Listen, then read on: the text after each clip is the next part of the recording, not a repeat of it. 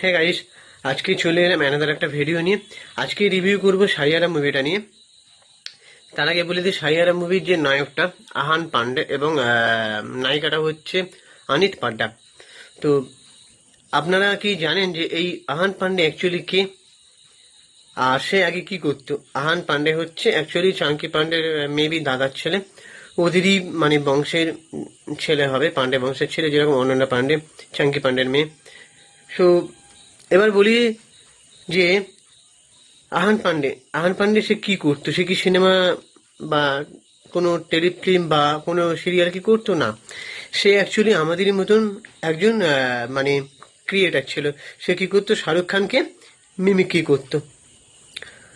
So এবারে সে সিনেমায় chance পাওয়াটা হয়তো আহ, মানে ওই যে মোহিত সুরি নাকি প্রোডাকশন আমি দেখছিলাম, বলছিল যে আমার একটা ছেলে আছে, তাকে আহ্বান পান্ডের নামটা রিকমেন্ড করেছে।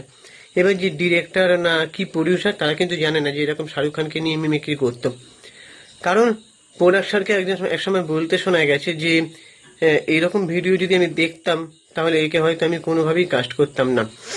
তাকে অবশ্য আহান পান্ডে ভালো তো অভিনয় করেছে, এবং তাকে যখন সিলেক্ট করা হয়েছে তাকে নানান রকম ভাবে মানে এক্সাম নেওয়া হয়েছে, টেস্ট করা হয়েছে, লুক টেস্ট করা থেকে শুরু করে। সে নিশ্চয় তার দক্ষতার পরিচয় দিয়েছে বলেই তাকে নিয়েছে।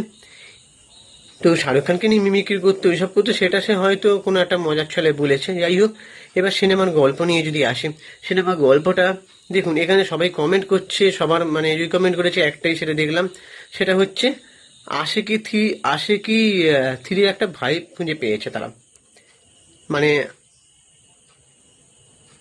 বলছে যে আশিকির থ্রি হলে এই বইটা তাহলে খুব ভালো হতো, এর নামটা যদি সারিয়ারা না দিয়ে।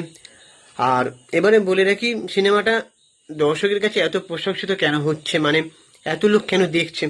প্রথম দিনেই শোনা যায় প্রায় 21 কোটির উপরে ব্যবসা করেছে। সো কি কি কারণ থাকতে পারে, মানে ছবিটা ওয়ার্ক করলো কিভাবে? দেখুন, অনেকদিন ধরে অ্যাকশন সিনেমা হচ্ছে, মানে রোমান্টিক সিনেমা ছিল, তারপরে অ্যাকশন করছে সবাই, শাহরুখ খান, সালমান খান সবাই অ্যাকশন করছে। এবার রোমান্টিক ফিল্মটা অনেকদিন ধরে হচ্ছিল না প্রায়। অনেকদিন পরে একটা একটা ভালো মানে রোমান্টিক সিনেমা এলো, নায়ক নায়িকা নতুন, ভালো গল্প। এবারে হয় না যে মানে এতগুলো একটা ছবি রিলিজ করবে, তার মধ্যে কোনটা বিট খাবে কোনটা বিট খাবে না। তো এটা আর কি ওয়ার্ক করে গেছে, মানে মিরাকেল ঘটে গেছে। এবারে মিরাকেল ঘটে যাওয়ার আরও একটা কারণ হচ্ছে ছবির মানে গল্প, যেটা আগেই বললাম। অনেকদিন পরে রোমান্টিক ছবি এসেছে। আর হচ্ছে ইয়াসরাজ, মানে ইয়াসরাজের ব্যানারে যে ফিল্ম হচ্ছে, তাদের তো ক্রেডিট অবশ্যই আছে। তারা যেভাবে মানে ছবি প্রমোট করে, তারা যেভাবে মানে ছবির একটা মার্কেটিং স্ট্র্যাটেজি বানায়, সেটা মানে অতুলনীয়। মানে সেটা সবাই জানে তারা কিভাবে মার্কেটিং স্ট্র্যাটেজিকে ধরে রাখে, কিভাবে তারা মার্কেটিং স্ট্র্যাটেজি ক্রিয়েট করে। সো এবারে কি বলবো, মানে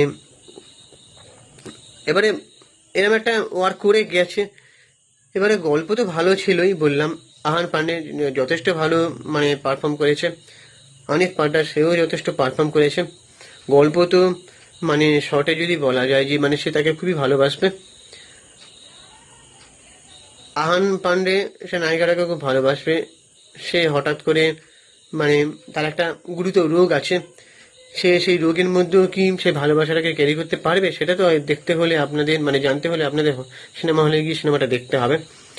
তো সিনেমার স্টোরিটা খুব ভালো, মানে দর্শককে টাচ করতে পেরেছে ইমোশনালি, অনেকগুলো কানেক্ট করার জায়গা আছে। তো তোমরা এবারে বলো যে তোমাদের কি ওপিনিয়ন। আমার ওপিনিয়ন আমি জানালাম যে সিনেমাটা ভালো হয়েছে, চলছে ভালো। তো বলিউডে এরকম একটা অনেকদিন পরে একটা নতুন নায়ক নায়িকার মানে একটা জুটি এলো, যেটা ভালো দর্শক মহলে প্রশংসিত হচ্ছে।